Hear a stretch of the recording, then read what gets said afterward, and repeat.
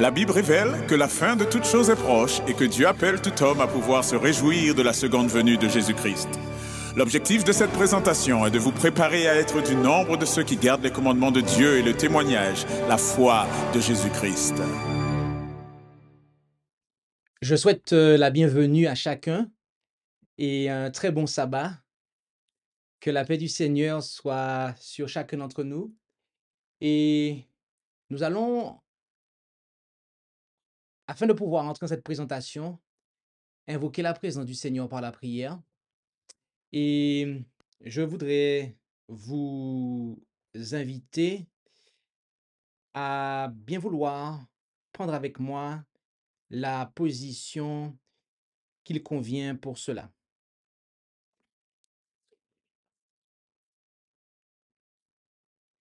Et prions le Seigneur. Notre Dieu, notre Père céleste, nous voulons te remercier pour ton amour manifesté envers nous. Merci pour tous tes bienfaits. Et alors que nous allons considérer cette étude, que tu puisses disposer nos cœurs, afin que nous puissions avoir une juste conception du sujet que nous allons aborder. Et nous n'avons aucun mérite, mais nous te demandons cela au nom de Jésus, ton Fils. Amen.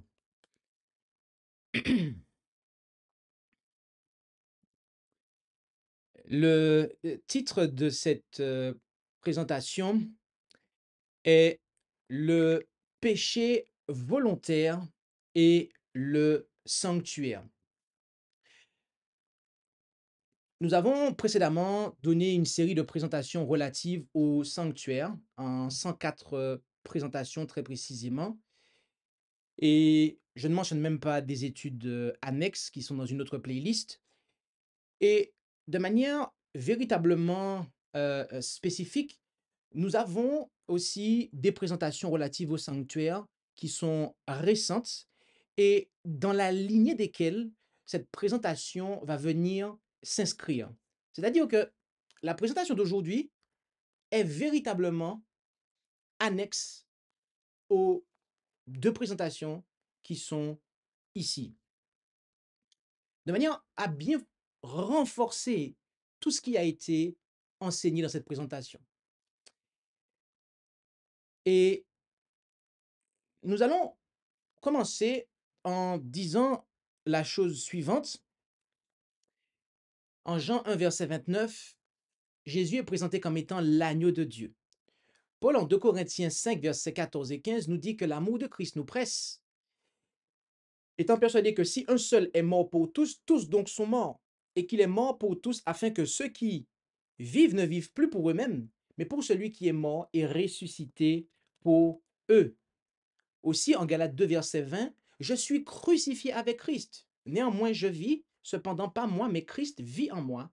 Et la vie que je vis encore dans la chair, je la vis par la foi du Fils de Dieu qui m'a aimé et qui s'est donné lui-même pour moi. Et encore, en 1 Corinthiens 15, verset 31, je meurs chaque jour, disait l'apôtre.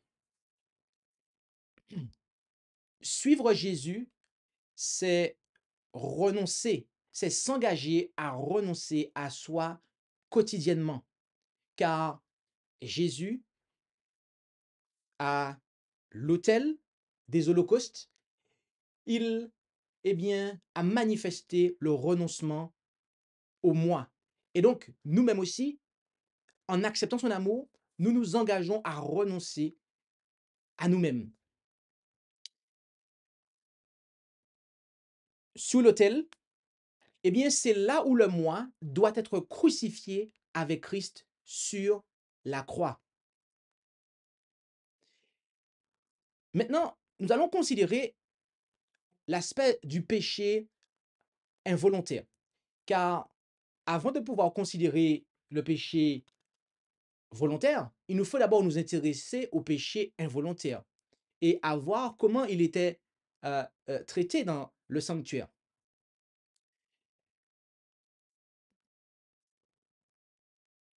Lévitique chapitre 4 nous dit comment ce péché était traité.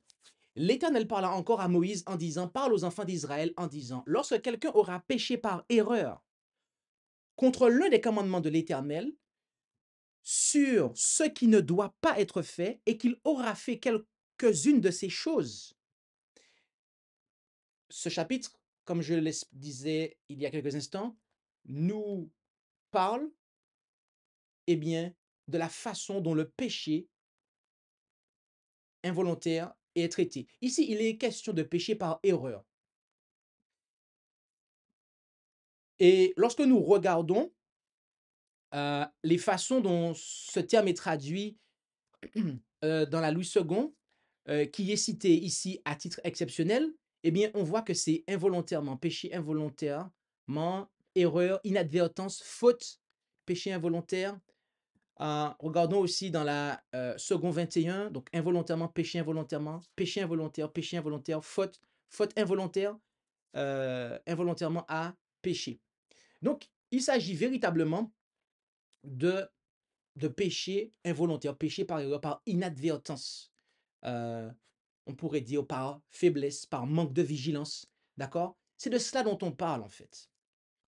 Et encore une fois, tout ce que nous allons, alors, on dit encore une fois, non, mais je le dis, tout ce que nous allons voir dans la présentation, au fur et à mesure, va appuyer tout ce que nous disons en fait. Donc, au fur et à mesure que nous allons avancer dans cette présentation, tout ce que nous allons dire va être appuyé. Le premier cas qui était traité en Lévitique 4 était celui du sacrificateur. Et aussi, on peut dire le souverain sacrificateur, mais on peut mettre souverain entre parenthèses. Et voyez-vous, nous pouvons lire cela, d'accord?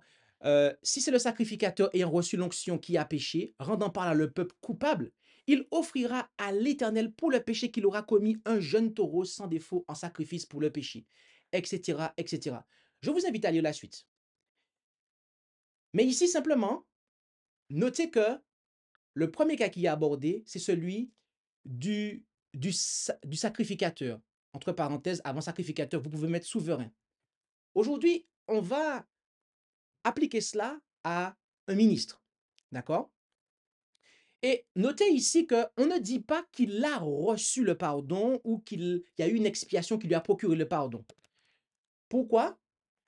Eh bien, dans le cas du souverain sacrificateur, ouais, il n'est pas mentionné d'expiation et de pardon. Comme les autres, il a certainement reçu le pardon après avoir confessé ses péchés. Mais la déclaration fut omise car, étant donné que le souverain sacrificateur offrait le sacrifice de son propre péché, il aurait semblé, si cette déclaration avait été mise, qu'un homme puisse faire sa propre expiation. C'est compris? D'accord? Donc, il a reçu le pardon, mais on ne l'a pas mis. OK? Parce qu'il aurait semblé qu'il pouvait faire sa propre expiation. Or, ce n'était pas le cas. Ça aurait posé un problème avec l'antitype, avec Jésus. D'accord? Je tiens à faire une mise en garde. Nous ne sommes pas ici en train de soutenir la vision catholique du ministre du culte. D'accord?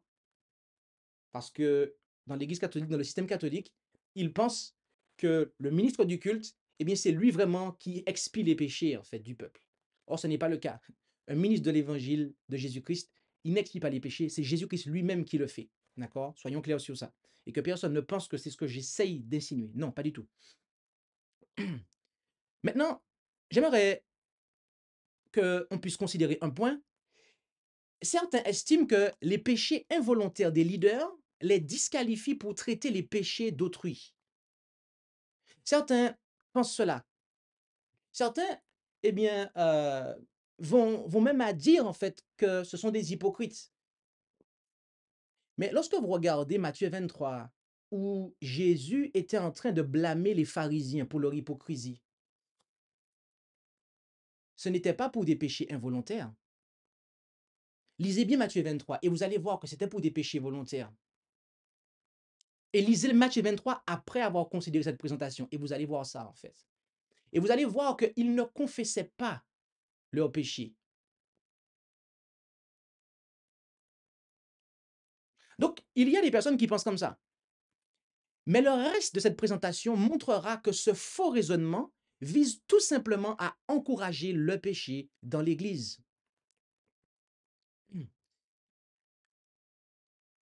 Ceux qui professent être des serviteurs du Dieu vivant doivent être disposés à être les serviteurs de tous plutôt que de s'exalter au-dessus des frères. Il faut aussi qu'ils soient bons et courtois. S'ils commettent des erreurs, que dit-elle? Qu'ils soient prêts à les confesser. L'honnêteté dans les intentions ne doit pas être une excuse pour ne pas confesser ses erreurs.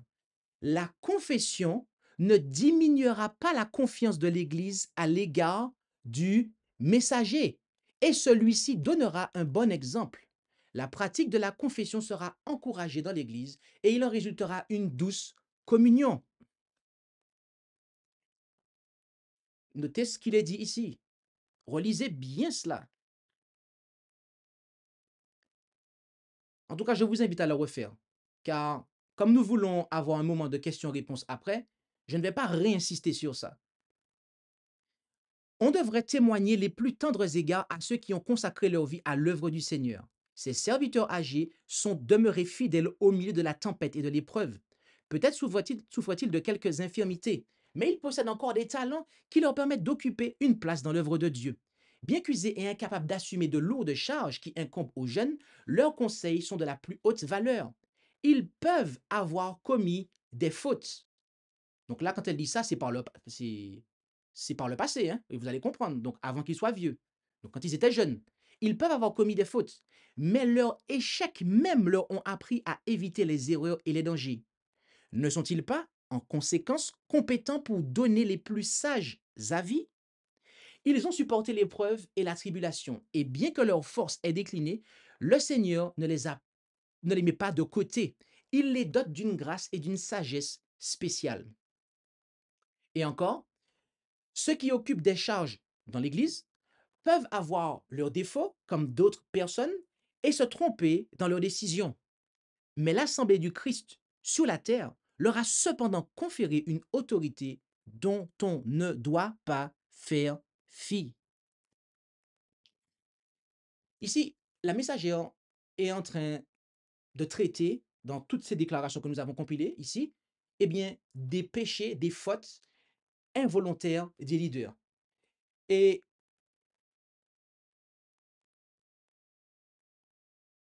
elle, elle dit que les leaders du Seigneur, lorsqu'ils se rendent compte qu'ils ont commis une erreur, ils sont prêts à les confesser.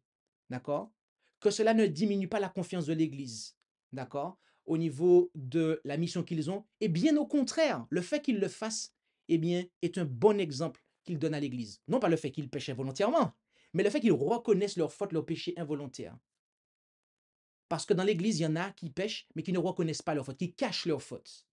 Quand un leader pêche involontairement et qu'il le reconnaît et qu'il se tient devant l'assemblée pour dire j'ai commis une erreur, c'est un bon exemple, un bon exemple qu'il donne à l'Église. Ce n'est pas moi qui le dis. C'est l'inspiration, le témoignage de Jésus qui le dit. Et comme il a été dit, la suite va venir le montrer. Regardons comment était traité le péché involontaire de toute l'Église, donc du peuple. Et si c'est toute l'assemblée, verset 13 de Lévitique 4, qui a péché par erreur et que la chose soit ignorée de l'assemblée, s'ils ont fait contre l'un des commandements de l'Éternel des choses qui ne doivent pas se faire et qu'ils se soient rendus coupables, et que le péché qu'ils ont commis soit connu, l'assemblée offrira un jeune taureau en sacrifice pour le péché, etc., etc. Et notez au verset 20, qui est-ce qui va traiter ce péché-là, en fait?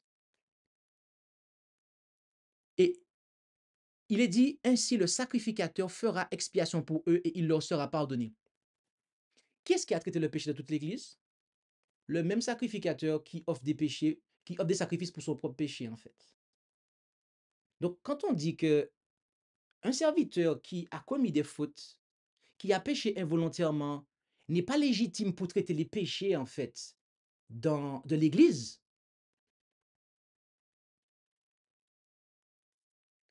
que Dieu nous pardonne d'avoir pensé ça, en fait. Que Dieu nous pardonne d'avoir pensé ça.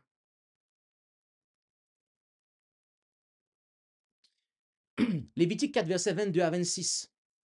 On parle ici du traitement du péché de l'un des principaux du peuple, d'accord? Ce qui peut être un ancien diacre ou n'importe qui est en fonction en dessous d'un ministre. Et on nous dit quoi? À la fin, ainsi le sacrificateur fera pour lui l'expiation de son péché et il lui sera pardonné. D'accord? Encore une fois, hein, je fais une mise en garde que personne ne pense que je suis en train de dire que le ministre de l'Évangile peut expier un péché. Non, ça c'est Jésus-Christ, le souverain sacrificateur qui aujourd'hui expie les péchés. Par contre, il est du devoir des sous-bergers, des ministres terrestres, lorsqu'il y a en fait péché, de traiter la chose.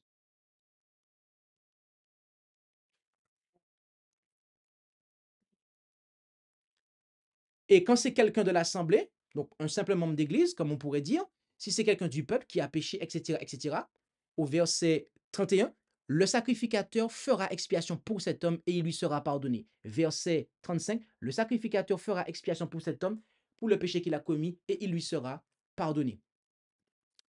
Et notez que dans tous ces passages-là, il est question du péché commis par erreur, du péché involontaire. D'accord? Lévitique 4 nous parle du péché involontaire. D'accord? Et il y a un pardon pour ces péchés involontaires-là. D'accord? Qui que vous soyez, il y a un pardon pour vous. Ceux qui sont en relation avec Dieu sont des canaux pour la puissance de l'Esprit Saint. Si quelqu'un qui communique quotidiennement avec Dieu s'écarte du chemin, s'il détourne un instant son regard de Jésus, ce n'est pas parce qu'il pêche volontairement, car lorsqu'il s'aperçoit de son erreur, il se retourne et fixe ses yeux sur Jésus. Et le fait qu'il se soit trompé ne le rend pas moins cher au cœur de Dieu. Il sait qu'il est en communion avec le Sauveur. Et lorsqu'il est réprimandé pour son erreur, dans une affaire de jugement, il ne marche pas d'un air maussade et ne se plaint pas de Dieu, mais il transforme l'erreur en victoire. Il tire une leçon des paroles du Maître et veille à ne pas être à nouveau trompé. Donc, nous voyons ici les caractéristiques de celui qui pêche involontairement. D'accord? Le fait de détourner son regard un instant de Jésus ne veut pas dire qu'on pêche volontairement. Comme Pierre. Et je pourrais citer beaucoup d'hommes dans la Bible, en fait. Beaucoup d'hommes, on va dire des hommes de Dieu. Mais ce qu'il y a, la différence qu'il y a notée, c'est que lorsqu'il est réprimandé pour son erreur, lorsqu'il est, eh bien, repris, il n'est pas en train de se rebiffer, en fait. Il n'est pas en train de faire la diotète. Ça, c'est une caractéristique. Lorsque nous sommes revêtus de la justice du Christ, nous ne prenons plus plaisir au péché, car le Christ travaille avec nous. Nous pourrons commettre des erreurs. Notez bien ça. Nous pourrons commettre des erreurs, mais nous haïrons le péché qui a causé les souffrances du Fils de Dieu. Une porte a été ouverte et personne ne peut la fermer, ni les puissances les plus hautes, ni les plus basses. Vous seul pouvez fermer la porte de votre cœur afin que le Seigneur ne puisse pas vous atteindre, etc., etc. D'accord? Après, elle fait une application pour quelqu'un en particulier. Donc, on voit encore ici les caractéristiques de celui qui pêche involontairement. Donc voilà, le péché involontaire, on voit que il est traité dans le sanctuaire. On voit qu'il y a un pardon pour lui, en fait. Qu'est-ce que le péché involontaire? En résumé, est-ce que vous êtes capable de faire ce résumé-là avec moi? Le péché involontaire, c'est lorsque momentanément vous détournez vos regards de Jésus et que vous fautez. D'accord? Et lorsque vous êtes repris pour ça, eh bien après, vous, bien évidemment, vous vous corrigez. Donc ça implique que vous reconnaissez, vous confessez, vous vous repentez et vous, il n'y a pas de, il y a pas de justification en fait. Vous n'êtes pas en train de dire que ce que vous avez fait est bien. Est-ce que c'est compris pour tout le monde ça? Ça paraît clair. la suite va montrer si nous avons vraiment compris ça, en fait. Parce que si nous avons un problème avec ce qui suit, c'est que nous n'avons pas compris cette partie-là. Bien évidemment, on va parler du péché volontaire. Il nous est dit en Acte 3, verset 19, repentez-vous donc et vous convertissez afin que vos péchés soient effacés. Bien aimé, sans repentance, il n'y a en l'état pas de pardon pour le pécheur volontaire. Pour le péché volontaire, il n'y a en l'état pas de pardon pour lui. Parce que ici, on nous dit qu'il faut d'abord la repentance. S'il n'y a pas de repentance, en l'état, il n'y a pas de pardon. C'est ce qui est marqué. C'est ce qui est marqué. Hein. Ensuite, en Proverbe 28, verset 13, celui qui cache ses transgressions ne prospère point, mais celui qui les confesse et qui les abandonne obtiendra miséricorde. Bien-aimé, celui qui pêche volontairement ne progressera pas dans le sanctuaire avec Jésus. Pourquoi nous disons ça en fait? C'est parce que, voyez-vous, le sanctuaire, comme on l'a déjà dit, c'est le plan du salut, c'est le moyen par lequel Dieu traite le péché. Ça veut dire que si vous voulez savoir comment Dieu traite le péché, involontaire, mais aussi volontaire, vous ne pouvez pas vous détacher du sanctuaire. C'est dans le sanctuaire qu'il faut aller pour comprendre comment ça se passe, en fait, comment Dieu traite ça, en fait, et comment Dieu veut que cela soit traité. En dehors de l'autel, eh bien, c'est là où se trouve celui qui ne s'est pas repenti. Pourquoi nous disons ça, en fait? Ben, parce que quand vous vous êtes repenti, eh bien, vous avez amené votre moi et vous l'avez placé sur l'autel. Parce que rappelez-vous, c'est là, en fait. Le moi, quotidiennement, on doit y renoncer. Et le moi, c'est ce qui nous empêche, en définitive, de pouvoir avoir une véritable repentance.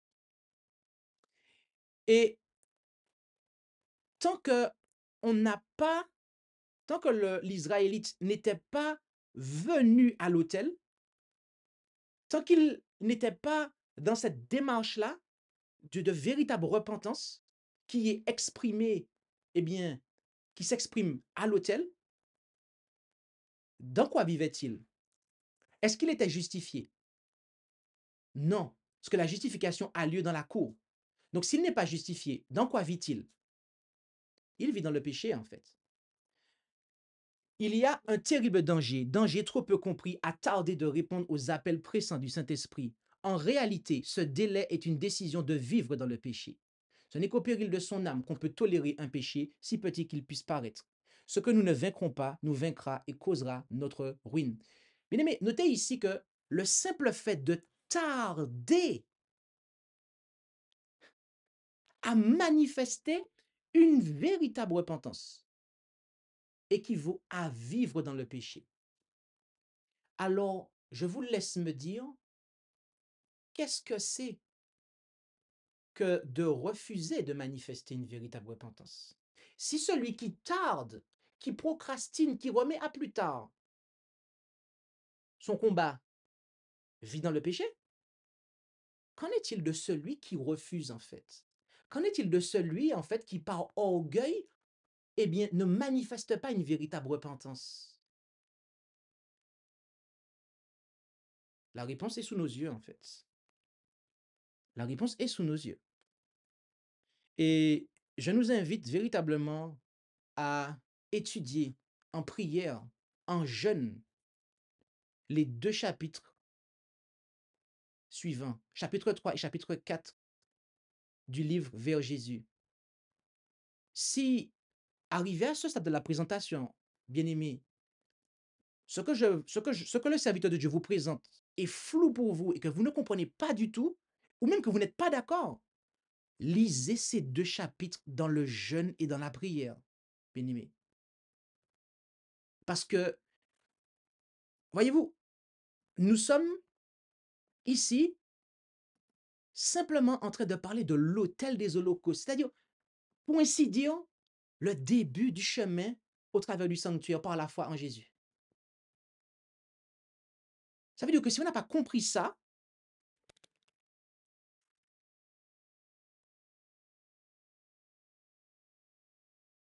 on a, on a raté son expérience chrétienne, en fait. Il y a quelque chose qu'on n'a pas compris du tout. Là, on est au début, en fait. Là, on parle de quelque chose de rudimentaire. Je ne suis même pas, on n'étudie même pas aujourd'hui l'expiation finale, la purification, la sanctification. Non, on est juste en train de parler de l'autel, en fait. Et si, arrivé à ce stade-là, on est dans la confusion, c'est que il faut qu'on fasse une révision, en fait. Faut qu'on révise la chose.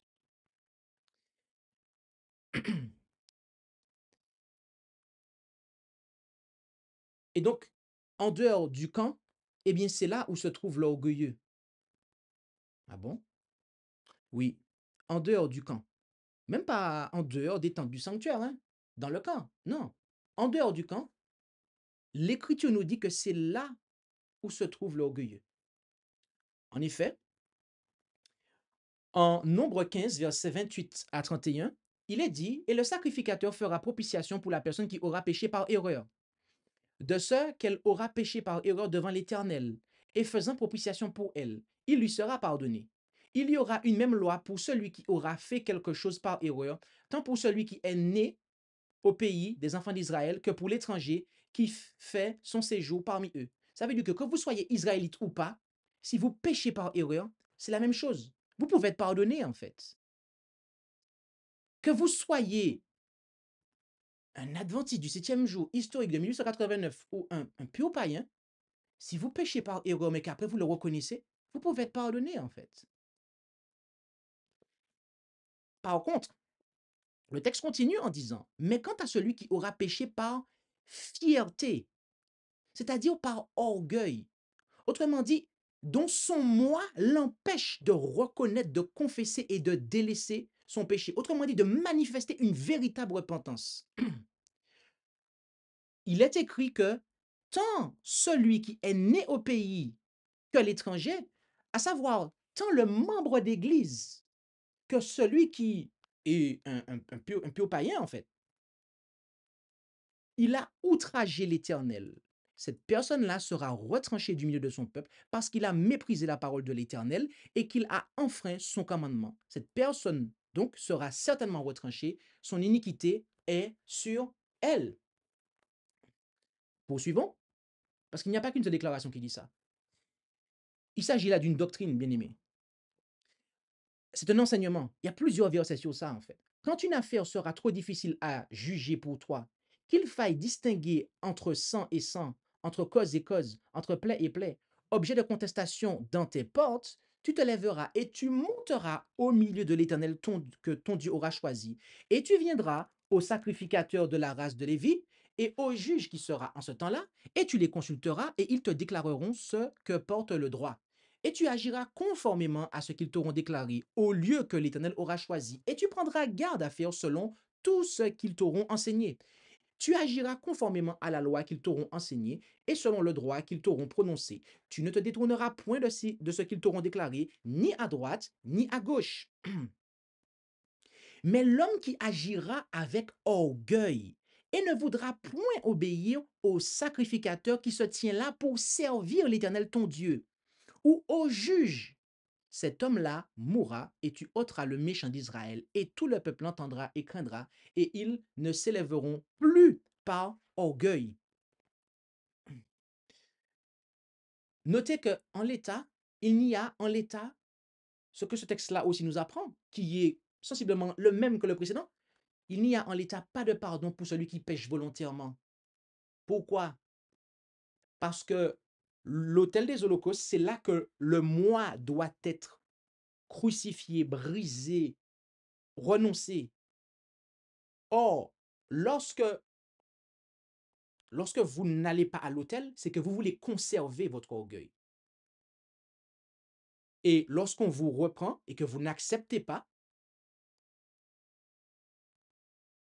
et on vous a expliqué clairement la chose, hein, mais vous n'acceptez pas, c'est comme quelqu'un, vous lui dites, le ciel est bleu. C'est évident, non, que le ciel est bleu. Mais la personne vous dit non, le ciel est jaune. Non, non, le ciel est gris. Alors que le ciel est vraiment bleu, il n'y a rien. Non, le ciel est rouge. Pourquoi la personne vous répond comme ça, en fait? Pourquoi la personne vous répond que le ciel est rouge alors que le ciel est bleu, en fait? Mais c'est par orgueil, c'est parce qu'elle n'a pas envie, en fait, de dire amen à une vérité que vous dites. Bien aimé, c'est pareil dans la parole de Dieu, en fait. Il y a des enseignements qui sont clairs. Il y a des choses qui sont blatantes, qui sont évidentes, qui crèvent les yeux. Et malgré ça, il y en a qui ne veulent pas simplement reconnaître la chose, en fait. C'est par orgueil qu'ils le font, en fait. Et lorsqu'on est dans cette situation-là, c'est un péché volontaire. Ce n'est plus un péché par erreur, parce que ça aurait pu être un péché par erreur. Si la personne dit, ah, effectivement, je me suis trompé, ah, j'ai une mes yeux, effectivement, le ciel est bleu. Là, c'est un péché par erreur. Mais quand vous persistez, en fait, à reconnaître une évidence, là, c'est manifeste que c'est un péché volontaire. Et c'est un péché par orgueil. Et là, il n'y a pas de pardon en Israël pour ça, en fait. En l'état, il n'y a pas de pardon pour celui qui pêche volontairement. Je précise en l'état, hein. J'ai bien précisé en l'état. Gardez bien ça à l'esprit. Car si nous péchons volontairement, Hébreux 10, versets 26 à 29, après avoir reçu la connaissance de la vérité, il ne reste plus de sacrifice pour le péché, mais une terrible attente du jugement et un feu ardent qui doit dévorer les adversaires. Quelqu'un a-t-il violé la loi de Moïse? Il meurt sans miséricorde sous le témoignage de deux ou trois personnes. De quel plus grand supplice pensez-vous que sera jugé digne celui qui foulera aux pieds le Fils de Dieu et qui tiendra pour profane le sang de l'alliance par lequel il avait été sanctifié et qui outragera l'esprit de la grâce? Encore une fois, il n'y a en l'état pas de pardon pour celui qui pêche volontairement. Notez qu'on a pris trois passages qui le disent. Et bien aimé, sur la déclaration de deux ou de trois témoins, tout affaire est résolue.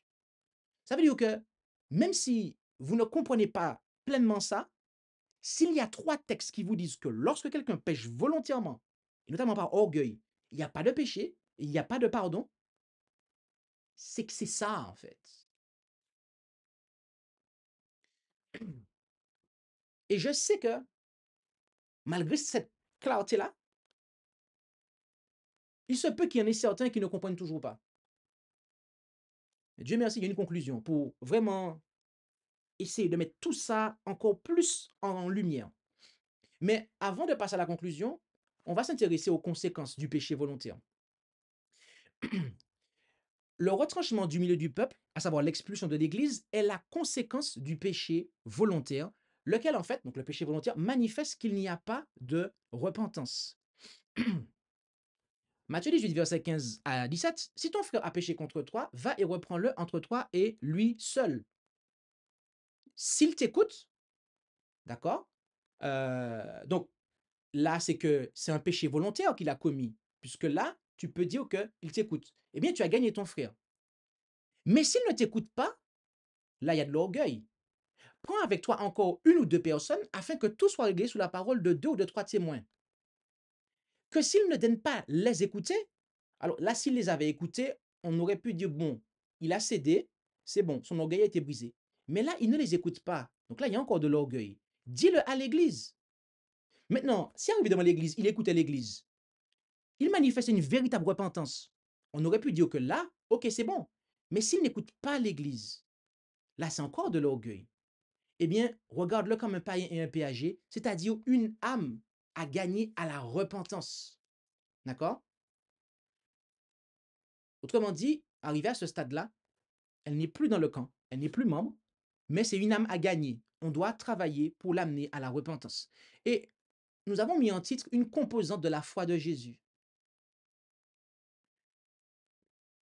À ma grande surprise, j'ai découvert que cet enseignement-là, qui fait partie de l'enseignement de Jésus, n'est pas accepté. J'ai compris en fait que ça, c'est quelque chose qui pose un problème.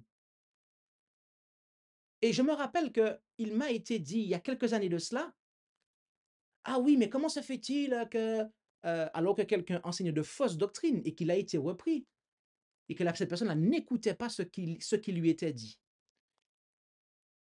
Quelqu'un est venu pour défendre cette personne, dire: «Oui, mais comment se fait-il que, les gens soient repris, et même sanctionnés, on n'est pas dans l'église dominale pour faire ça et compagnie». Il y en a qui pensent que il y en a qui pensent qu'en fait, quitter l'église nominale, c'est abandonner la discipline. Il y en a qui pensent que quitter l'église nominale, c'est abandonner la discipline. Autrement dit, il y en a qui ont mis dans leur tête que la discipline, c'est quelque chose de mauvais, en fait.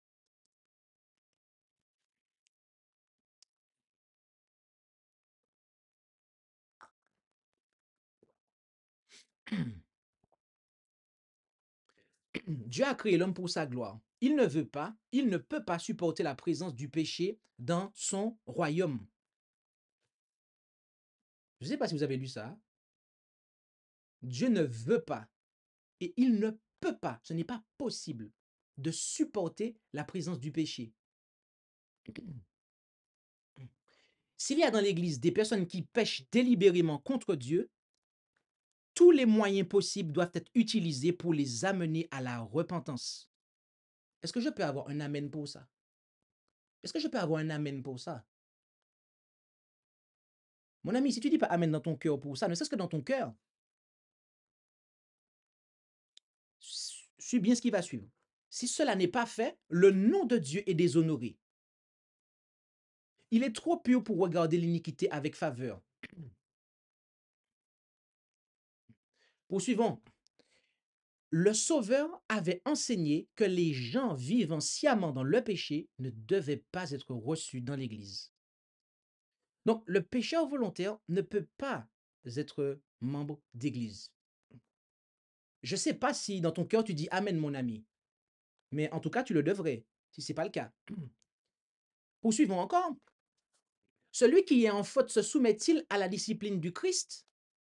Accordons-lui l'avantage d'une nouvelle épreuve. Donc là, ce que la messagerie est en train de dire là, c'est ici, là, ce que vous voyez affiché sous vos yeux, c'est un commentaire de Matthieu 18, 15 à 17. Et notamment au stade où on est arrivé devant l'Église. Est-ce que la personne se soumet à la discipline du Christ? Ça veut dire que est-ce que devant l'Église, la personne est en train de manifester une véritable repentance? Si c'est le cas, on lui accorde une nouvelle épreuve. Mais elle dit la chose suivante. S'il ne se repent pas, s'il faut procéder à sa radiation des registres d'Église, la tâche des serviteurs de Dieu n'est pas pour cela terminée. Ils devront faire tout ce qui est en leur pouvoir pour le ramener à la repentance. Quelque grave que puisse avoir été sa faute, s'il cède à l'action du Saint-Esprit, s'il fait preuve de repentance, confesse et délaisse ses péchés, il faut lui pardonner et l'accueillir de nouveau au bercail. Ses frères l'encourageront à marcher dans la bonne voie et le traiteront comme ils aimeraient qu'on les traite s'ils étaient à sa place, en considérant qu'eux-mêmes peuvent aussi être tentés. Notez que ici, s'il n'y a pas de repentance, il doit y avoir radiation des registres d'Église. Toutefois, la tâche des serviteurs de Dieu n'est pas terminée, puisqu'il faut ramener cette personne-là à la repentance. Elle n'a pas su se repentir, elle n'a pas pu se repentir. OK, mais apprendre à se repentir d'un péché volontaire se fait avant d'intégrer l'Église. C'est ce qui nous est dit ici encore. Et quelle que soit la faute qu'elle a commise, si elle fait preuve de repentir, elle peut à nouveau intégrer le bercail. Forcément, puisque elle pourra mettre son moi qu'elle n'avait pas réussi à mettre sur l'autel, elle pourra le mettre sur l'autel. Donc forcément, elle peut entrer dans le sanctuaire. Et si tu peux entrer dans le sanctuaire, tu as ta place en Israël, en fait, en tant que membre de la communauté d'Israël.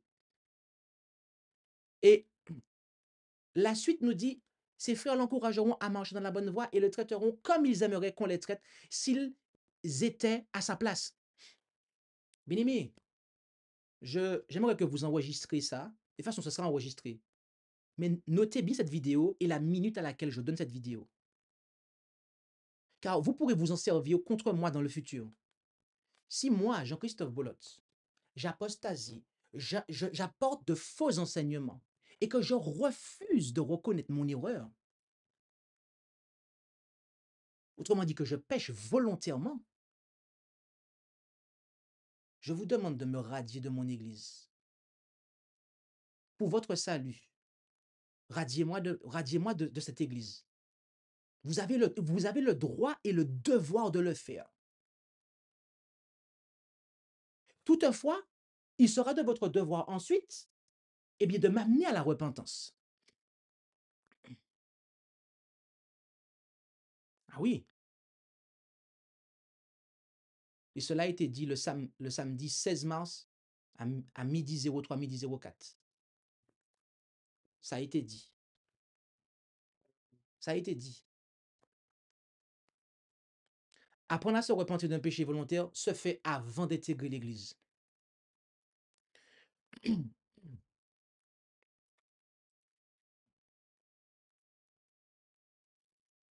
Quand j'étais encore un enfant, j'allais dormir certains week-ends chez un couple marié dont le mari était intéressé par moi.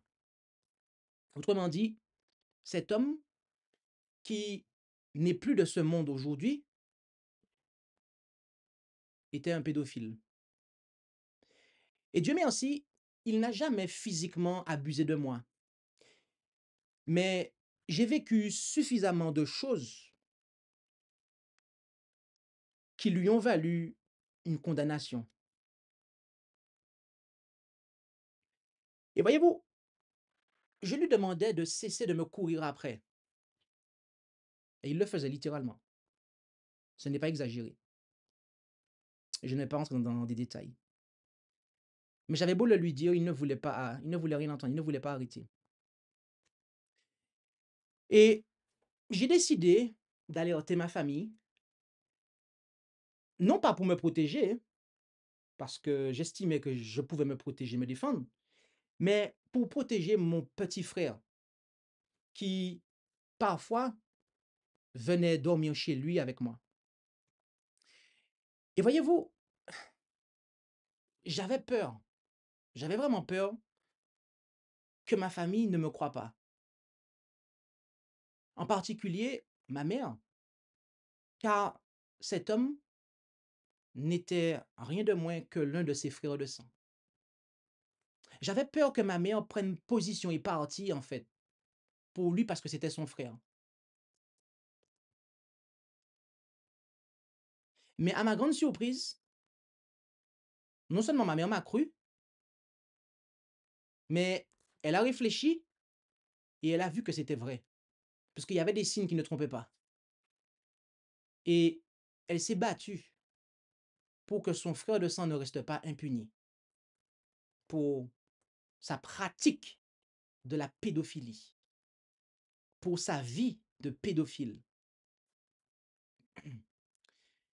Devant ma famille, il s'est fait passer pour une victime. Oh oui. Et au fur et à mesure que des témoignages externes irrécusables affluaient, il continua à maintenir sa position, sa posture de victime. Et ce jusqu'à sa mort. Et le pire, c'est qu'à cause de son air sympathique, certains, eh bien, l'ont cru. Mais que se serait-il passé si ma famille de sang, dont ma mère, avait pris position pour défendre son frère de sang? D'après vous, quelle aurait été ma relation avec ma famille de sang? Pensez-vous que je serais resté dans cette famille-là? Pensez-vous que j'aurais grandi avec ma famille de sang? Aurais-je eu raison de demander à être placé en famille d'accueil? Dieu merci, ma famille, et ma mère surtout, a eu raison d'adopter cette position envers son frère de sang pour sa pratique, pour sa vie de pédophilie. Hmm.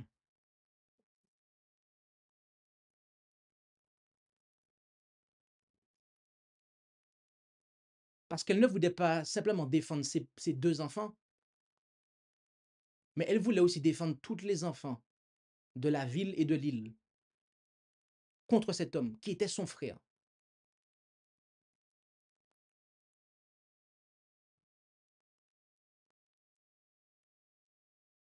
Et je sais à quel point ça la fait souffrir de devoir avoir une telle attitude vis-à-vis de quelqu'un qui est de son qui dans ses veines, c'est le même sang qu'elle.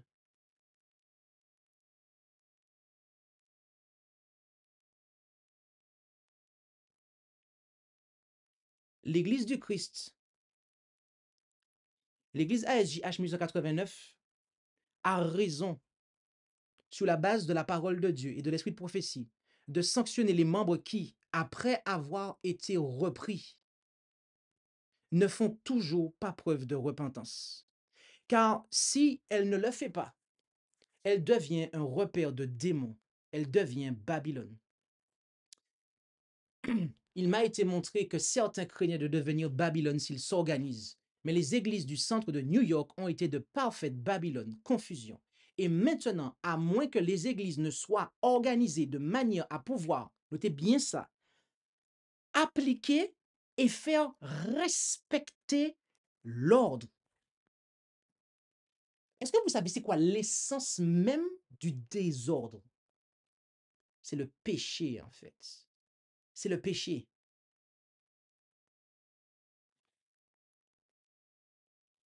Elles n'ont rien à espérer pour l'avenir. Elles doivent se disperser en fragments. Bien-aimés, il n'y a aucun avenir. Et je le dis avec force et vigueur. Il n'y a aucun avenir pour les églises qui tolèrent un péché volontaire en leur sein. Permettez-moi de répéter ça encore une fois. Il n'y a aucun avenir, il n'y a aucun avenir pour les églises qui tolèrent un péché volontaire. Pour les églises dont l'organisation est complètement handicapée pour traiter, sanctionner un péché volontaire.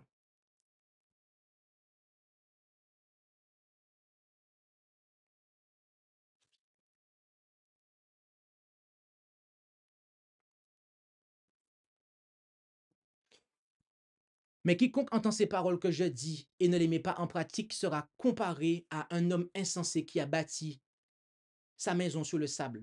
Et la pluie est tombée, et les torrents se sont débordés, et les vents ont soufflé et ont fondu sur cette maison-là, et elle est tombée, et sa ruine a été grande. Il n'y a aucun avenir pour celui ou celle qui tolère un péché volontaire. Et soyons bien clairs sur quelque chose, si vous ne le savez pas, mais c'est que les individus, virgule, les églises, qui n'acceptent pas, qui en fait ne pratiquent pas en fait la discipline telle qu'elle est écrite en Matthieu 18, ces personnes-là et ces églises-là ne mettent pas en pratique la parole de Dieu et elles ne gardent pas la foi de Jésus. Soyons clairs. Parce que si vous dites que vous adhérez à tous les enseignements de Jésus, sauf celui-là, c'est comme la loi de Dieu. Si tu transgresses un commandement, tu les transgresses tous en fait. Parce que tu vas finir en fait, au final de compte, par rejeter les choses.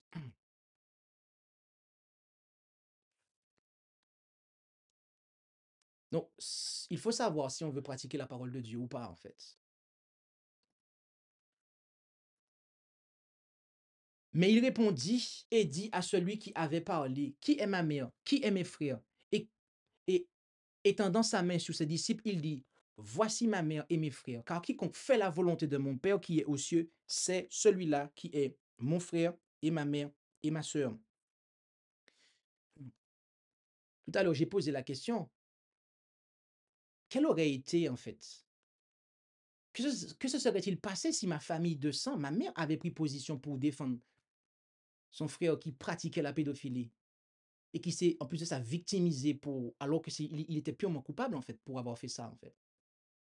Quelle aurait été ma relation avec ma famille? Je n'ai pas apporté de réponse à cette question-là, mais je vous invite à vous remettre en question. Lorsqu'il y a, en fait, dans vos communautés, lorsqu'il y a malheureusement et tristement parlant, des personnes qui pêchent de manière volontaire. Et ça, vous le savez lorsque la personne ne manifeste pas une véritable repentance. Vous savez que c'est un péché volontaire.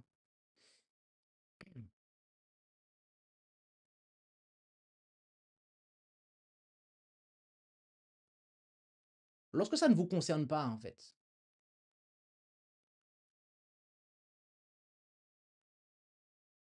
c'est quelque chose.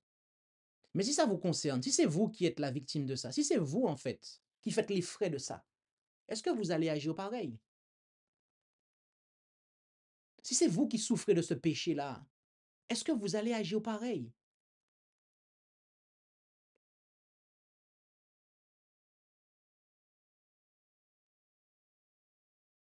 Quand on change de position, quand on se met dans les chaussettes de quelqu'un d'autre, on réfléchit différemment. En tout cas, il y a une chose qui est sûre, c'est que Jésus a dit que si on ne fait pas la volonté de son Père, on n'est pas de sa famille, en fait. On n'est pas de sa famille. Si on défend un péché volontaire, on n'est pas d'Israël, on n'est pas de la famille de Dieu. Ma position sur le péché volontaire détermine à quelle famille j'appartiens. En conclusion, les disciples du Christ ont toujours été partagés en deux catégories. Ceux qui étudient avec soin la vie du Sauveur, s'efforçant de se corriger de leurs défauts et de se conformer au vrai modèle, et ceux qui ferment les yeux sur les vérités simples et claires qui dévoilent leurs erreurs. C'est-à-dire, le ciel il est bleu, on vous dit non, le ciel est rouge. Voilà de qui on parle. Au jour les meilleurs, l'Église n'a pas été composée uniquement de membres sincères et intègres. Le Sauveur avait enseigné que les gens vivant sciemment dans le péché ne devaient pas être reçus dans l'Église. Notez ça, hein? Ça c'est une vérité en fait. Néanmoins, il s'associa à des hommes imparfaits auxquels il donna l'occasion, grâce à son exemple et à ses enseignements, de voir leurs erreurs et de s'en corriger. En dépit de ses défauts, Judas fut accueilli au nombre des 12 apôtres. Jésus voulait lui révéler ce qui constitue le caractère chrétien, lui montrer ses erreurs et l'amener, avec le secours de la grâce divine, à purifier son âme en obéissant à la vérité. Mais au lieu de marcher dans la lumière qui brillait miséricordieusement sur son sentier, Judas se livrait au péché et s'exposait aux tentations de Satan. Ses défauts prirent l'ascendant, livrant son esprit à la puissance des ténèbres. S'irritant quand il était repris, il en vint à commettre le crime affreux de trahir son maître. Je vais m'arrêter là. Parce que là, il faut vraiment commenter ça. Là, la messagère nous parle des pécheurs involontaires et des pécheurs volontaires dans l'Église. Il y a des gens qui vont vous dire, oui, mais on est tous pécheurs. Qui es-tu pour juger un tel? Toi aussi, tu as fauté. Et il y en a, c'est ce qu'ils ont envie de vous dire. Ils ne vous le disent pas, mais c'est ce qu'ils ont envie de vous dire. Vous le savez. Vous le savez.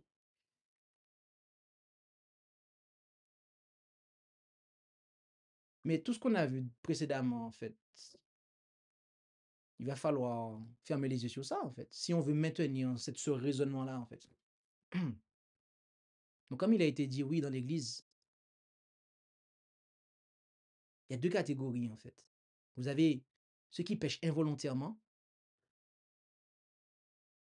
et vous avez ceux qui, on peut penser, pêchent involontairement, mais quand on voit qu'ils ferment les yeux à la lumière et refusent de se corriger, refusent d'amender leur voix, refusent de reconnaître, etc., etc., là, ce n'est pas un péché involontaire. Là, c'est un péché délibéré, un péché volontaire. Et d'ailleurs, ils s'irritent, ils tournent le dos, ils ne sont pas contents quand vous leur dites leur faute. Ça, c'est une caractéristique de quelqu'un qui pêche volontairement.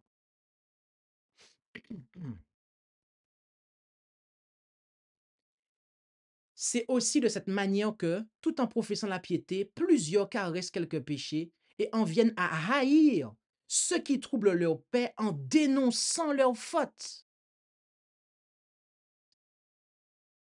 Comment conclut la messagère? Elle dit, dès qu'ils en auront l'occasion, comme Judas, ils trahiront ceux qui ont osé les reprendre pour leur bien.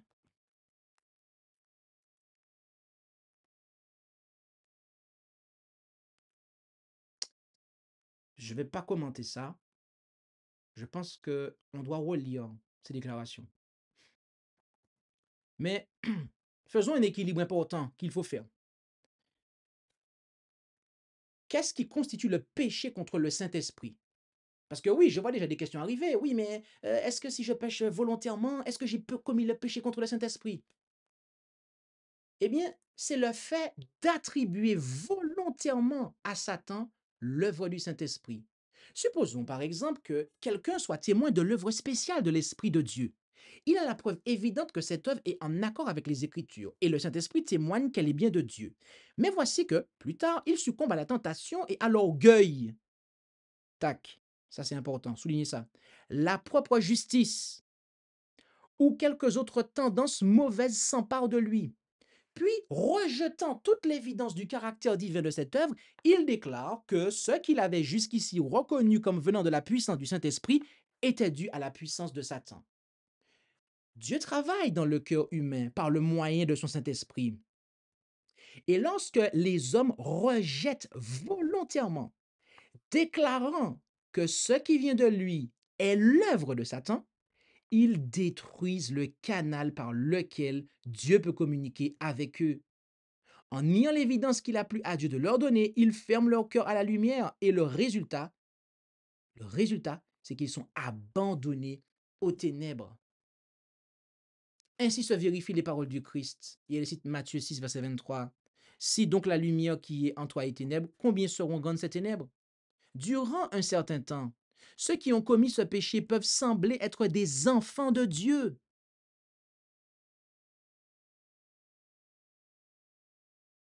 Mais lorsque les circonstances interviennent dans le développement de leur caractère et révèlent de quel esprit ils sont animés, on s'aperçoit qu'ils sont sur le terrain de l'adversaire et sous sa noire bannière.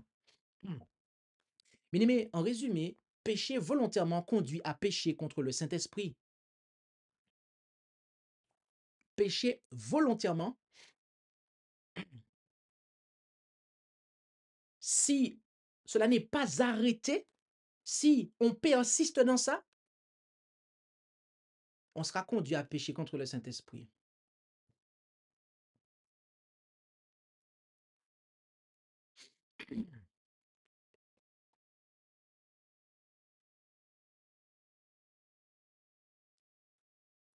C'est ce qui s'est passé dans l'Église nominale. Pour cette organisation, pour l'organisation moderne. Vous avez des personnes qui ont introduit de l'apostasie.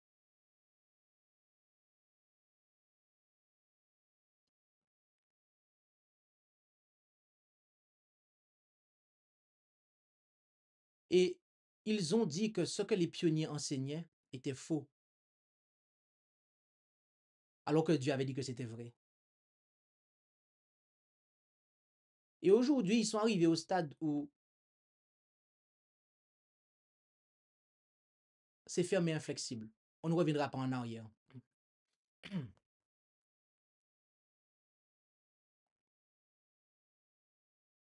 Ils ont volontairement, ils avaient la lumière, ils savaient ce que Dieu avait conduit les pionniers, dans quelle vérité fondamentale le Seigneur avait conduit les pionniers. Mais ce qui s'est passé, ils savaient ça, mais ils ont quand même introduit de l'erreur. Et aujourd'hui, c'est fermé et inflexible. Mon ami, il y a des choses dans ta vie, il y a des choses dans notre vie. Le Saint-Esprit nous éclaire sur ce qui n'est pas bon. Il nous montre les choses. Il le fait directement, mais des fois, comme on est un petit peu dur d'oreille, il va se saisir de quelqu'un d'autre pour nous le dire. De grâce, mon ami, ne résiste pas. Accepte, humilie-toi. Confesse et reconnais. N'aie pas peur de dire que j'ai fauté, j'ai péché. Surtout si ça a été en public. Si ça a été en privé, ben fais-le en privé devant ton Dieu. Mais si ça a été en public, brise ton moi. Ne pense pas qu'en fin de compte, il y aura pas de miséricorde pour toi. Car celui qui avoue et qui délaisse obtient miséricorde. Regarde tous les condamnés dans le monde. Lorsqu'ils avouent et qu'ils délaissent, leur peine est diminuée. Même dans le monde, même les juges du monde. Alors, à plus forte raison, le juge du ciel et son église sur terre. Oui, mais ne persistons pas volontairement dans le péché. Car là, on n'est même pas dans le sanctuaire. Si on fait ça, toi et moi, on n'est même pas dans le sanctuaire. Notre moi est à l'extérieur. Il n'est pas sur l'autel. Mhm. C'est ça, mon ami. C'est pour ça, mon ami. Ah oui, mon ami, je te le dis, mon ami. Concluons avec ce verset. Qui connaît ses fautes commises par erreur? Pardonne-moi mes fautes cachées. Préserve aussi ton serviteur des péchés d'orgueil, qu'il ne domine point sur moi, alors je serai intègre et innocent de grands péchés. Lisons-nous en Psaume 19, versets 13 et 14. Ici, nous voyons le péché volontaire versus le péché involontaire versus le péché volontaire. Vous savez, on ne connaît pas ces fautes commises par erreur. Moi, je ne les connais pas. Des fois, si ce n'est pas des frères et sœurs qui m'aiment, je le répète, des fois, même moi, Jean-Christophe Bolot, ministre de l'Évangile, si ce n'est pas des frères et sœurs qui m'aiment, qui me disent ça, parce que pour moi, j'estime que ceux qui me disent mes fautes, ce sont ceux qui m'aiment. Parce que Dieu et Jésus, c'est ce qu'ils font. Ils nous reprennent parce qu'ils nous aiment. Si ce n'est pas des frères et sœurs qui m'aiment, qui me le disent, des fois, je n'ai pas conscience. Et donc, quand je demande pardon à Dieu, je demande pardon à Dieu pour les fautes que j'ignore. Et quand on prie dans nos prières lors du culte de famille le matin, le soir, quand on demande pardon à Dieu comme ça, ce pardon-là, ce n'est pas pour les fautes connues, hein? C'est pour les fautes qu'on ignore. Parce que les fautes connues, on doit les réparer. Ah oui, les fautes connues, on doit travailler dessus, confesser, délaisser et réparer si des réparations il doit y avoir. Hmm. Mais le péché d'orgueil, si on persiste dedans, à la longue, quand on commence dans ça, on peut encore prier. On peut prier. Mais quand on s'inscrit dans ça sur une durée très longue et qu'on inverse les panneaux, la prière n'a plus aucune efficacité. Bien-aimés, puisse le Seigneur nous aider à pouvoir faire la différence entre le péché involontaire et le péché volontaire. Parce que lorsque vous savez faire cette différence-là, eh bien, vous savez faire la différence entre ce que c'est que pécher et de vivre dans le péché.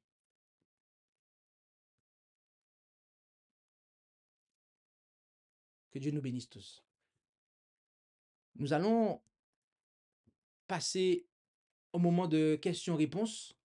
Et si vous avez des questions en rapport avec cette présentation, n'hésitez pas à les poser dans le chat afin que nous puissions, si Dieu le veut, répondre à ces questions.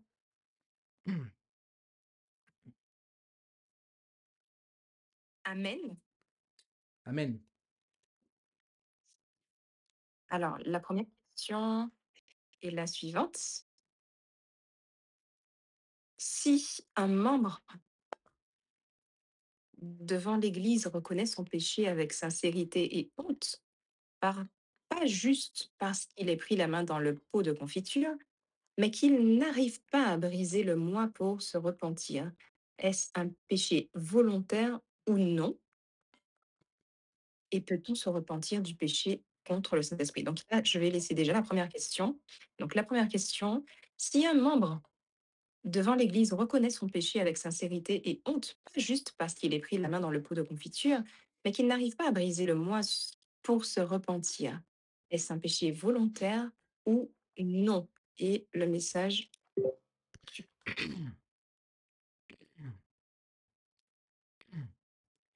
OK. Donc,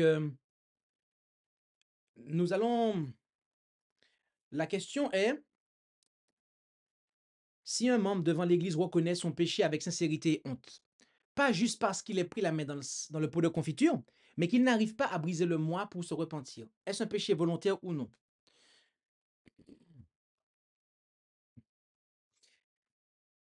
La semaine dernière, je crois, j'étais en communication avec quelqu'un et je percevais quelque chose. Et, et cette personne, et j'ai fait un constat. Et cette personne m'a dit, oui, mais j'y arrive pas. Elle m'a dit, j'y arrive pas. Quand la personne m'a dit ça, j'ai su qu'il y avait un espoir pour elle. Quand quelqu'un vous dit, j'y arrive pas, il y a un espoir. Il y a un espoir. D'accord? Donc, euh, il y a un espoir. D'accord? Maintenant, il se peut que dans un cas similaire, ou dans un cas comme celui-là, euh, il se peut que ce soit euh, involontaire, il se peut que ce soit volontaire. D'accord? Maintenant, devant l'Église, c'est la même chose. Hein? La personne reconnaît son péché et qu'elle n'arrive pas à briser le moi pour se repentir. OK? Euh, Est-ce un péché volontaire ou non? Alors, dans un péché volontaire, c'est par orgueil. C'est-à-dire que l'orgueil vous empêche déjà de le confesser véritablement. L'orgueil vous empêche de vous humilier véritablement. Mais quand vous dites que vous n'y arrivez pas, expliquez-moi où est l'orgueil dans ça. Et sur, voilà, vous ne trichez pas, vous ne mentez pas, vous ne cherchez pas à vous justifier, vous ne cherchez pas à vous victimiser. Bref, vous n'usez d'aucune supercherie, d'aucun stratagème vicieux pour vous victimiser, pour pouvoir vous disculper. À moins que je me trompe, et j'aimerais qu'on me corrige. Mais là, je vois en fait un membre qui est faible.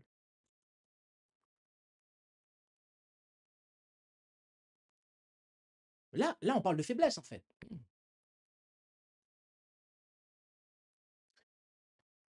Donc, euh, dans ce cas-là, là, il n'y a pas de... Je ne serais pas pour une sanction. Parce que il y a pas lieu en fait dans ce sens-là. D'accord? Après, ça va dépendre de certains cas aussi. Mais de manière standard, non en fait. Ensuite, est-ce que c'est un péché volontaire ou non? Pour répondre à la question, parce que des fois, je m'éparpille un peu. Euh, Ça n'est pas... euh, Alors, je relis la question, parce que la question est pointue.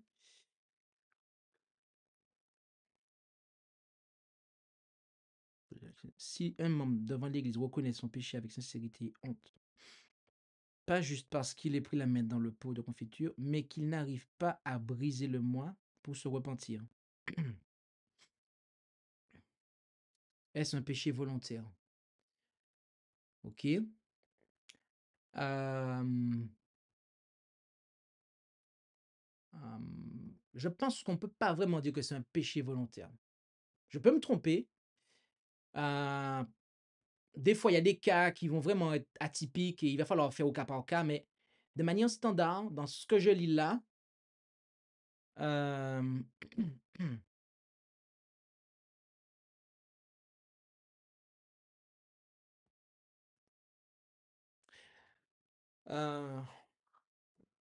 ça, c'est vraiment difficile de dire. Parce qu'il y a des déclarations où on voit que euh,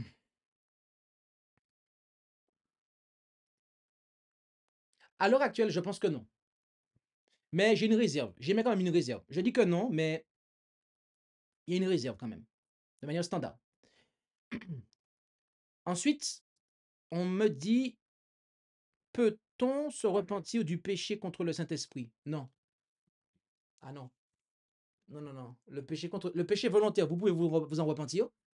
Ah oui, ça, il n'y a pas de problème. Enfin, il n'y a pas de problème. Attention, hein. Ne croyez pas que je suis en train de vous dire que vous êtes en sécurité dans un péché volontaire.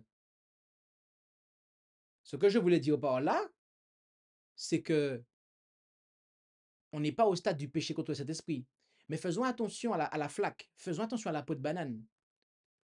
Parce que des fois, à force de marcher volontairement sur des peaux de banane, on finit par se casser les jambes et à ne plus pouvoir marcher, en fait. Celui qui se complaît dans un péché volontaire en se disant: ah, mais j'ai pas encore péché contre le Saint-Esprit, hein, eh bien, il est semblable à la personne qui, en fait, ne fait que marcher sur des peaux de banane volontairement, et à chaque fois, il prend des sauts, et il se casse les os, il se casse les os. Et au final de compte, il peut plus marcher, il peut plus se relever, en fait. Donc, on ne devrait même pas, comme il a été, il vaut mieux prévenir que guérir. La prévention, c'est de faire la guerre au péché volontaire. Parce que si on ne fait pas la guerre au péché volontaire, c'est on prend le chemin pour le péché contre le Saint-Esprit, en fait. Et pour lui, il n'y a aucun pardon, il n'y a aucune solution, en fait. Soyons clairs sur ça. Soyons clairs sur ça. Donc, vous avez le péché involontaire, le péché volontaire et le péché contre le Saint-Esprit. De grâce, rangeons-nous vraiment du côté du péché involontaire. OK?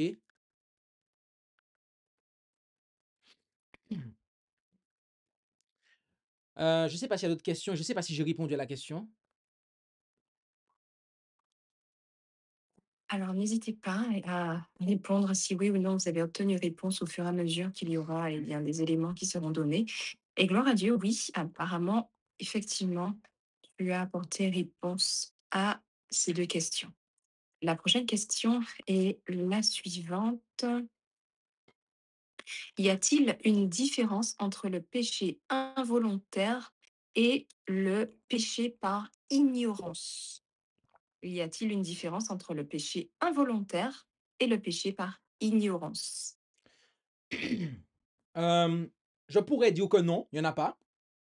Maintenant, si je pinaille un peu, si je veux un petit peu, voilà, mettre la loupe, je pourrais dire que euh,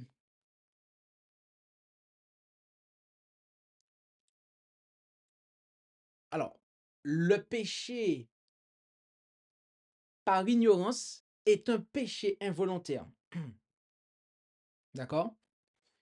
Maintenant, euh, vous avez de ceux qui vont pécher par faiblesse. Ça veut dire que ils savent, mais il y a une faiblesse. Parce qu'on n'a pas suffisamment regardé à Jésus, on n'a pas suffisamment prié. Et donc, on va faire quelque chose qu'on sait qui n'est pas bon.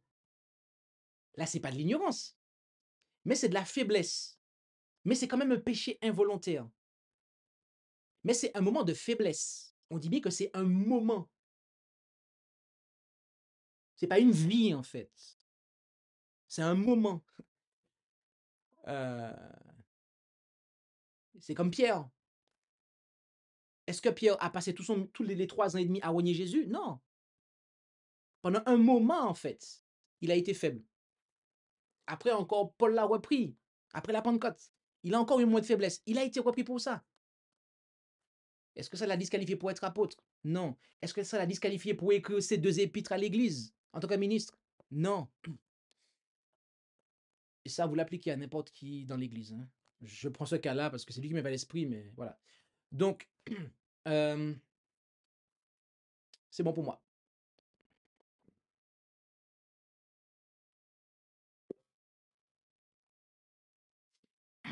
Alors, oups, désolée, il y avait un autre bruit. Donc, effectivement, la réponse a été, satisfaisante et gloire à Dieu pour cela. La prochaine question est celle-ci: pourquoi certaines personnes qui sont réprimandées disent à chaque fois ce verset? Matthieu 7, verset 3. Pourquoi certaines personnes qui sont réprimandées disent à chaque fois ce verset de Matthieu 7, verset 3? Ok. Alors, merci pour la question. Matthieu 7, verset 3 dit pourquoi et pourquoi regardes-tu la paille dans l'œil de ton frère tandis que tu ne vois pas la poutre dans ton œil? Alors, si effectivement le contexte de ça, c'est que vous avez des personnes euh, qui sont plus coupables et qui vont chercher en fait la faute au singulier chez quelqu'un. Voilà le contexte de ça en fait. Par contre, lorsque quelqu'un a une multitude en fait de choses qui ne sont pas correctes et que cette personne-là en fait, lorsqu'on vient la reprendre, elle se positionne comme ça, ou que d'autres veulent appliquer ce texte-là, là on est au contexte en fait. Là on est au contexte. Donc encore une fois, je vous renvoie à Lévitique 4, je vous renvoie à tout le Deutéronome, tout. Les serviteurs de Dieu dans le sanctuaire, ils devaient offrir des sacrifices pour leurs propres péchés, involontaires. Parce qu'il n'y a pas de sacrifice pour le péché volontaire.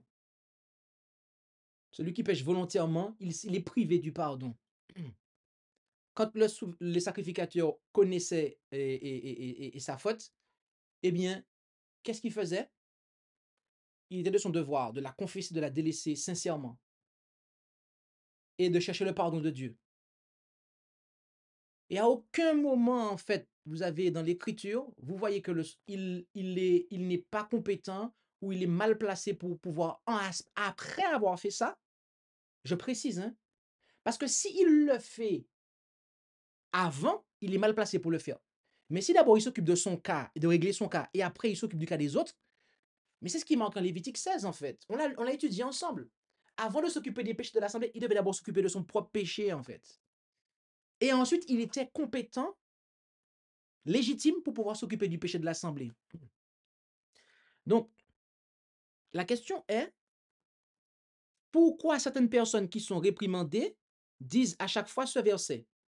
Dans le contexte que je viens de poser, avec toute la clarification que j'ai faite, si c'est dans le mauvais contexte, c'est parce que ces personnes-là, en fait, veulent vivre dans leur péché. Et je le dis de manière très claire, il y en a qui ne veulent pas il y en a qui veulent qu'on les laisse vivre dans leur péché. Et je vous renvoie à la présentation de sabbat précédent sur Akan, avec tout ce qu'on a vu. La message vous dit que si c'est aujourd'hui ça arrivait, il y aurait plusieurs personnes qui se lèveraient contre ceux qui font le travail de Josué, en fait. Donc, écoutez, il faut savoir si vraiment on accepte la doctrine du sanctuaire ou pas, telle qu'elle nous est enseignée dans la Bible, avec tout ce que ça implique.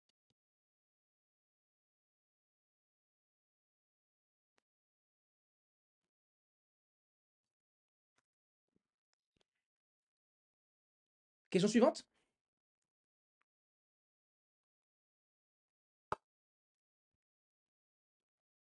Oui.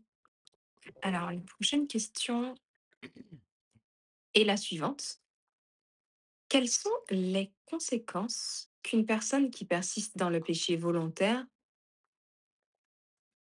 en demeurant membre de l'Église, en référence Judas, comme tu as pu évoquer? Quelles sont les conséquences du fait qu'une personne qui persiste dans le péché soit membre d'Église? Amen, merci pour la question. Les conséquences sont celles que j'ai présentées dans ma présentation sur Judas. J'ai fait une présentation sur Judas, donc je vous invite à aller la voir. Vous tapez dans la chaîne YouTube Préparation le reste Judas l'Iscariote et vous verrez que Judas causait du trouble dans l'église en fait. Dans la présentation de sabbat précédent sur Akan, Vous verrez le trouble que Akan a causé, en fait. Il y aura, la question est, quelles sont les conséquences qu'une personne qui persiste dans le péché volontaire, tout en restant membre de l'Église? Mais la personne cause le trouble dans l'Église, en fait. Disons-le franchement. Mon ami, si, si je me mets à enseigner de fausses doctrines, ou que je fais quelque chose qui n'est pas bon, qu'on me le signale et que je refuse d'arrêter, moi, Jean-Christophe Bolot, si je fais ça, je trouble l'Église. Et c'est valable pour toi, mon ami. Et quand je dis toi, ne regarde pas celui qui est assis à côté de toi. Hein. Toi, tout comme moi. Il y a un trouble, en fait. Donc, la messagère dit d'ailleurs que Akan n'était même pas un responsable. Je ne l'ai même pas mis parce qu'il y a beaucoup de déclarations. J'ai vraiment fait un tri parce que pour mettre l'essentiel dans la présentation de la semaine précédente. Mais Akan n'était même pas un responsable. Et quelqu'un qui n'était même pas un responsable a troublé tout Israël. Donc, il y a un trouble. Et comme on l'a lu tout à l'heure, la messagère dit que, tout à l'heure, on l'a lu, mais comme Judas, c'est des gens qui vont trahir la cause, en fait. OK? C'est aussi de cette manière que, tout en professant la piété, plusieurs caressent quelques péchés et en viennent à haïr ceux qui troublent leur paix en dénonçant leurs fautes. Vous allez voir, si on laisse ces personnes-là dans l'église, vous allez voir, en fait, le péché va être encouragé. Le péché va être encouragé, en fait.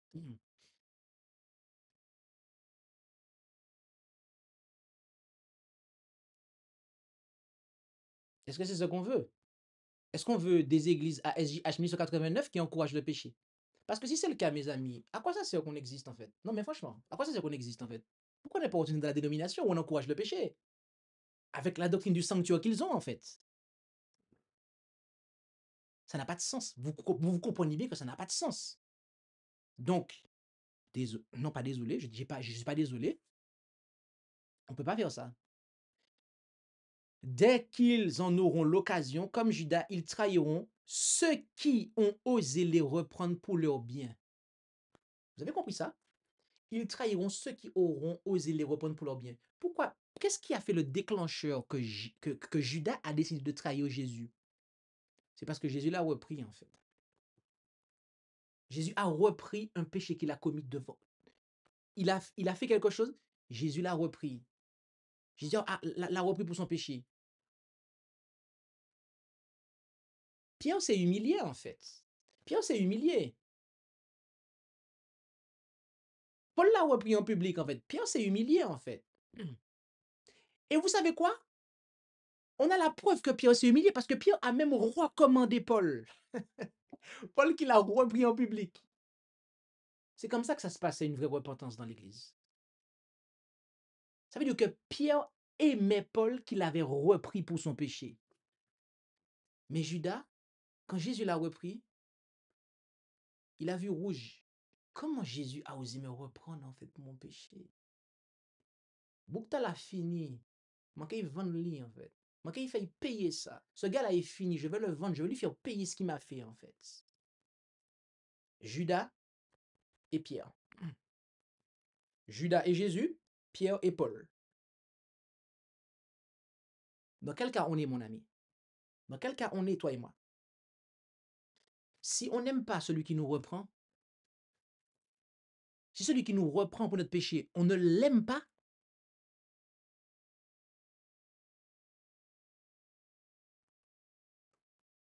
on n'aura pas l'expérience de Pierre et de Paul. Oh non. On est dans l'expérience de Judas. Et le temps va montrer que c'est vraiment ça.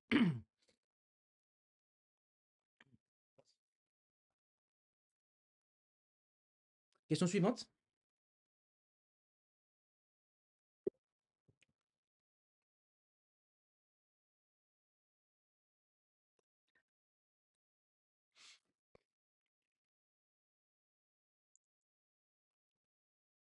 Alors, je n'entends pas si on parle.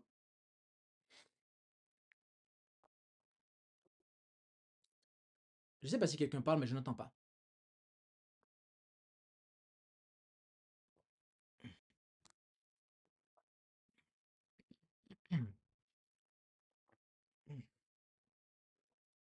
Test. Alors, je vais lire la question.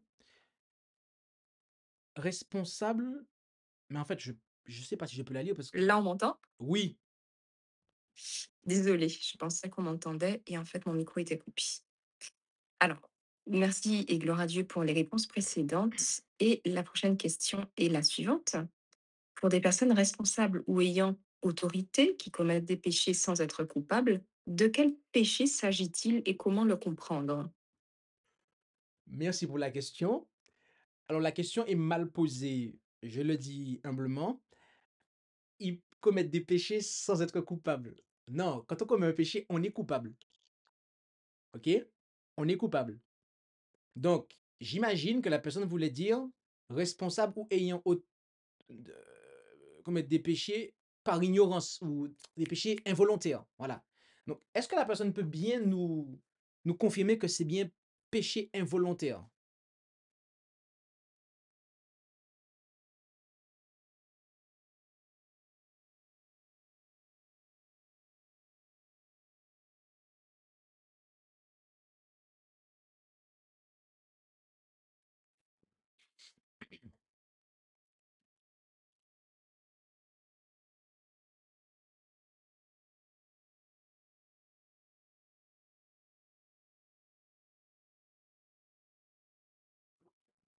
Alors, j'attends qu'on nous clarifie ça, mais je pense que c'est ça, mais je crains de faire un hors-sujet. Donc, pour éviter ça, je préfère demander une clarification.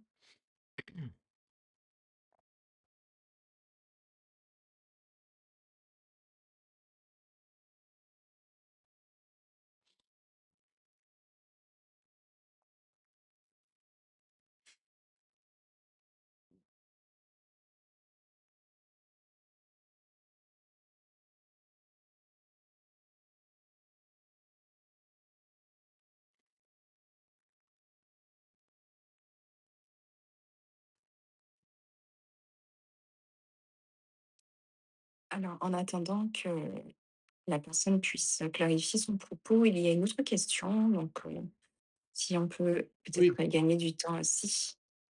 Mhm. La prochaine question est celle-ci.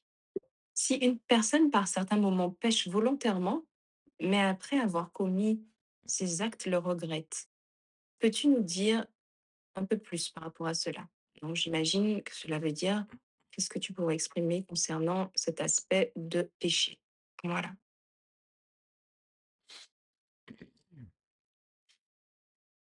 Si une personne, par certains moments, pêche volontairement, bah, en fait, je suis désolé, il y a un problème encore. Et c'est pour ça que cette présentation était nécessaire. En fait, quand vous péchez volontairement, vous ne regrettez pas.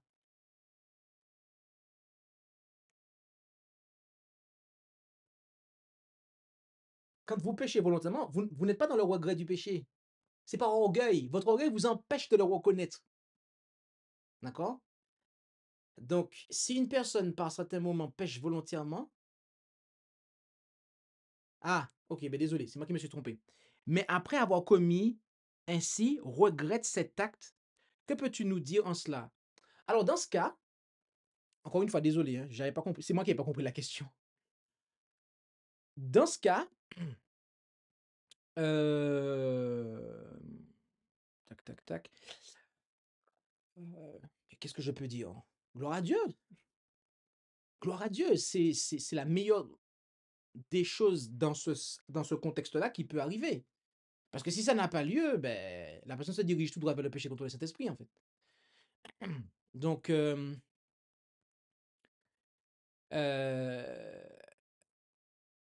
qu'est-ce que je peux dire de ça? Ben, elle a elle a besoin de veiller, de prier.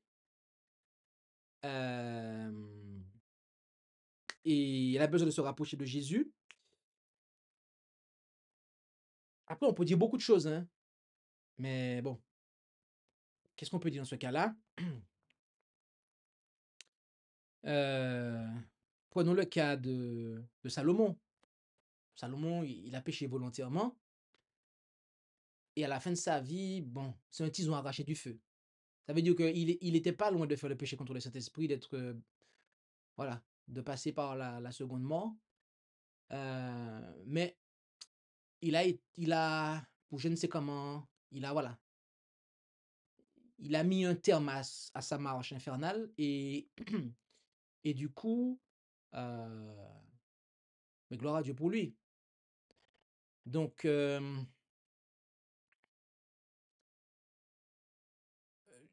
l vraiment, nous avons besoin de comprendre le sanctuaire et d'appliquer le sanctuaire.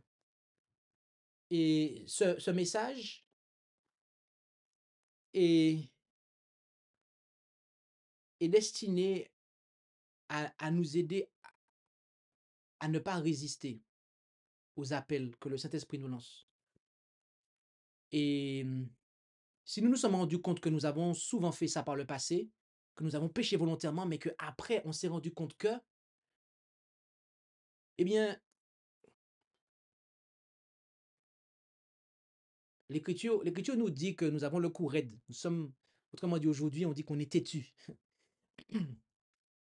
Et mais regardons notre passé. Quand on a fait ces choses-là, quel a été le résultat pour nous? Pas bon. On a souffert, on a perdu des choses, on a fait souffrir les gens, et cetera, et cetera. Je veux dire, mathématiquement parlant, est-ce un bon calcul que d'être têtu, en fait, que de faire sa propre volonté?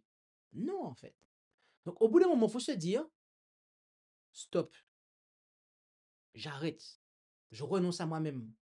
Dieu m'aime, j'ai conscience de l'amour de Dieu», d'accord? Et c'est vraiment que de renoncer à soi. On a des choses qui nous viennent à l'esprit, qu'on a envie, on a des impulsions. Non. Que dit le Seigneur? Il faut se poser la question: «Que ferait Jésus?» Je me rappelle à une époque, quand j'ai commencé mon cheminement chrétien, c'est vraiment quelque chose qui m'a frappé. Et il y en avait, bon, ils allaient dans un extrême, ils mettaient des bracelets, «What would Jesus do?» Que ferait Jésus? Comme ça, dès que ils se pensaient tout le temps à ne pas faire les choses selon eux-mêmes, mais selon ce que Jésus aurait fait. Et voilà, ce n'est pas une nécessité que de mettre un bracelet ou de mais c'est une bonne chose que de penser à Jésus et de se dire: «Mais que ferait Jésus à ma place? Qu'est-ce qu'il ferait? Comment il agirait?» OK? De manière justement à prévenir le péché volontaire. Parce que là, il est question de prévention, en fait. «Je vous écris ces choses afin que vous ne péchiez point. Je serre ta parole dans mon cœur afin de ne pas pécher contre toi». C'est parce que la parole de Dieu n'est pas suffisamment dans notre cœur que l'on pêche. D'accord? Même involontairement, involontairement. Et quand c'est volontairement, mais c'est encore plus le cas, en fait. Là, c'est qu'on a mis de côté la parole de Dieu, en fait. Donc, hem,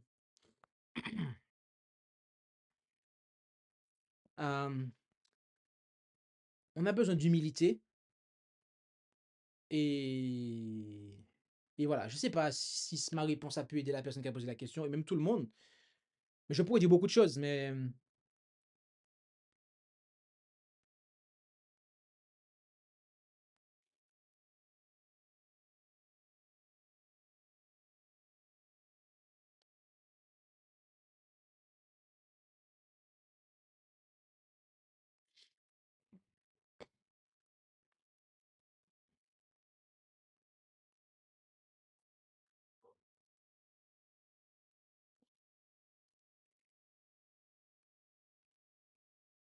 autre question? Avons-nous fini?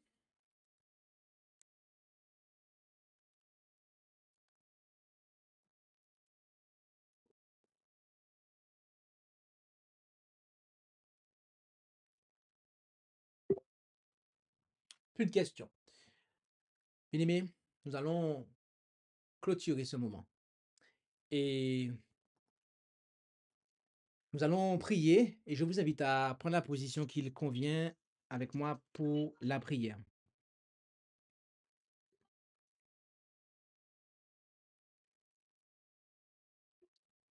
notre Dieu, notre Père céleste, nous voulons te remercier pour ta parole qui est une lampe à nos pieds et une lumière sur notre sentier. Tu nous fais savoir que, eh bien, la façon dont tu désires traiter le péché se trouve dans le sanctuaire, car tes voies sont dans le sanctuaire. Et tu nous fais savoir qu'il y a, eh bien, un pardon pour les péchés involontaires de chacun d'entre nous. Oui, Amen, Père Céleste. Chacun d'entre nous, qui que nous soyons, eh bien, si nous péchons involontairement, eh bien, il est possible de recevoir le pardon si nous confessons et délaissons, abandonnons ces péchés. Mais que si nous péchons volontairement, à ce moment-là, aucun sacrifice ne peut, eh bien, nous procurer le pardon. Et il nous convient alors que de pouvoir faire machine arrière et de reconnaître, de nous humilier, de renoncer à soi-même, afin de pouvoir alors être en mesure de pouvoir confesser, délaisser, abandonner complètement, manifester un véritable repentir pour nos péchés. Car si nous persistons dans cette voie, eh bien, alors nous nous acheminons lentement peut-être, mais sûrement vers le péché contre le Saint-Esprit. Où à ce moment-là, eh bien, nous sommes complètement dans les ténèbres parce que nous avons détruit le canal par lequel tu désires nous parler, à savoir ton Saint-Esprit. Nous avons inversé les panneaux, appelé la lumière jour et le jour lumière, le bien mal et le mal bien. Père Céleste, ne permets pas que cela arrive à quiconque qui entend et a entendu et entendra ce message, mais que bien au contraire, nous puissions être promptes à nous humilier lorsque on nous signale que nous avons fauté, que nous soyons dirigeants ou pas, que nous soyons âgés ou pas. Quiconque nous le dit, que nous puissions accueillir humblement cela, afin de ne pas, eh bien, nous acheminer dans une mauvaise direction. Merci pour Jésus qui, eh bien, a versé son sang pour nous, afin que tu puisses nous pardonner. Merci Père Céleste, bénis chacun d'entre nous et nous t'en prions au nom et par les mérites de Jésus. Amen. Merci d'avoir écouté cette présentation avec intérêt. Pour plus d'informations, consultez notre site internet lereste.org et suivez-nous sur Facebook ainsi que sur YouTube à @lereste. Vous pouvez aussi nous contacter par email à info@lereste.org ou par téléphone au +33 6 12 60 13 69.